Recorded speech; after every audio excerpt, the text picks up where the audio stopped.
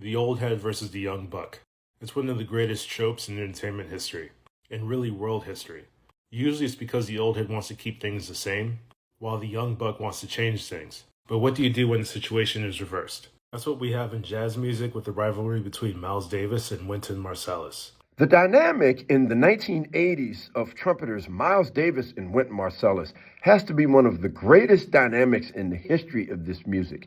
You have this older musician who's into popular trends, and then you have a younger musician that's into using the music's history to create his own music. And it created a lot of debate as to what music should be. I want to use this creator's video because he brings up a lot of great points, and I wanted to discuss those points. Marsalis, a mere 23 but already world famous One Year Under Arrest was released, was the purist in chief. Ah, yes, the purist or the traditionalist. That's a trope also. When I had first heard about Wynton's music being described as traditional, I never really understood it because the music he was playing in the 1980s wasn't traditional at all. However, after listening to more 1970s fusion, I didn't agree with their point, but I can understand why they thought, well, going back to swing is traditional. It's not. But I figured that if he would have been playing the music of Louis Armstrong, or for further context, if he would have come out with the Jazz at Lincoln Center Big Band in the 1980s and was playing Duke Ellington's music, then yes, that would be traditional. But the music he was playing in the 80s, traditional, no. There's a good argument that Miles Davis is the most cutting-edge musician in music history. Nothing he made sounded the same, and he changed music maybe 4 or 5 different times. I want to challenge the notion of Miles Davis changing the music 4 or 5 times. It's something that's been said a lot in most recent years. Miles Davis's own music did change 4 or 5 times. However, in terms of changing the genre, that's up for debate because the genre has always been changing over the years, and also the fact that there's a lot of things that lead to those changes that are going on in the scene. For example, in the 1960s, you started to have musicians using more rock rhythms in jazz music, and they were starting to use more keyboards in jazz in the 1960s.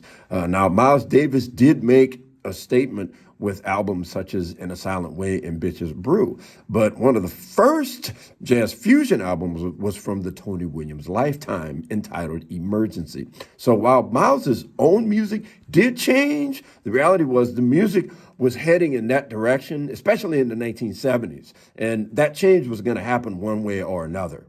But something happened in the 1970s which often harkens the death of a genre, and that is the gatekeeper and the purist. One of the ironies about gatekeepers is that history actually repeated itself.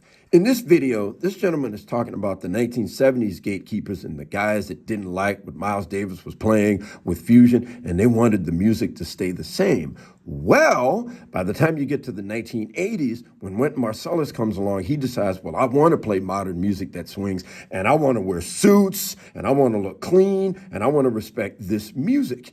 And that was actually change. Because all of a sudden you get these bands of these young musicians who start wearing suits and playing swing-based music. And guess what? The 70s gatekeepers that was into fusion, they hated this development. So as Miles Davis is continuing to create great jazz fusion albums, a lot of the jazz gatekeepers wanted him to go back to what made him famous in the first place. One trait of human behavior is that when you find something that you really love, say a style of music, for example, chances are you don't want it to change. And this is something that has happened throughout the history of the music. And it's just not unique to Miles Davis. For example, the great saxophonist Lester Young in an interview was talking about how there were people wanting him to play the way he was playing in the 1930s, but it was the 1950s. He didn't play like that anymore. He had moved on. I heard another story about pianist Horace Silver was leading one of his quintets, and you would have people in the audience asking him about where were the band members that he had 5 years ago. And they didn't know that he had moved on. He had a different band. And of course, John Coltrane, late John Coltrane, there was a lot of people that didn't like that music and would wish that he would play the music of his quartet. And ironically enough, this happened to Wynton Marsalis in the late 1980s as well. So this is a trait that has been going on for years. I wanted to close this video with a couple of points. One is why Wynton was labeled as a traditionalist in the first place.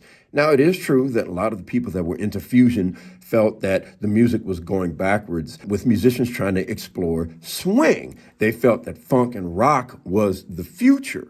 But in reality, a lot of the people that labeled Wynton's music traditional, they never heard it. They were looking at his demeanor.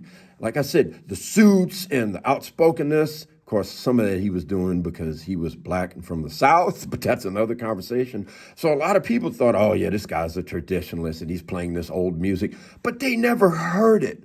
And that's why some people who did eventually hear it end up shocked, because it's not the music that they thought it was. Now, one last point about Miles Davis is this.